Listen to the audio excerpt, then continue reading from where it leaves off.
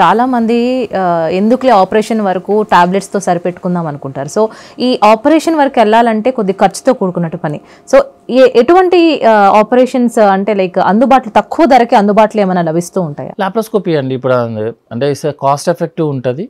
Open surgery అంటే మొత్తం cut చేయకుండా ఓన్లీ లాప్రోస్కోపీలోనే చేస్తామన్నమాట.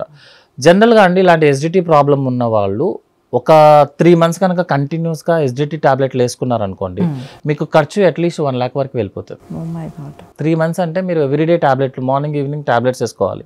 ఆ టాబ్లెట్తో పాటు సిరప్స్ అవన్నీ ఉంటాయి. ఒక పేషెంట్కి తగ్గుతుంది అనుకుంటే మన మెడిసిన్స్ వాడిన యూజ్ ఉంది.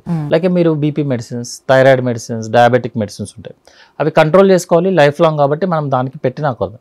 గ్యాస్ట్రోఇసోఫేజియల్ రిఫ్లెక్స్ డిసీజ్ మనకి మెడిసిన్స్తో తగ్గదు అని ఒక ఐడియా వచ్చిన తర్వాత కూడా మెడిసిన్స్ పెట్టి మళ్ళీ దాని సైడ్ ఎఫెక్ట్స్ ఉంటాయి, మళ్ళీ ఫైనల్గా సర్జరీకి రావాలి. సో 3 months కన్నా మోర్ దాన్ 3 months కనుక పేషెంట్ వాడుతున్నాడు అనుకుంటే మీకు అదే కాస్ట్కి సర్జరీ అయిపోతుంది. దట్ వాస్ అమేజింగ్ అండి.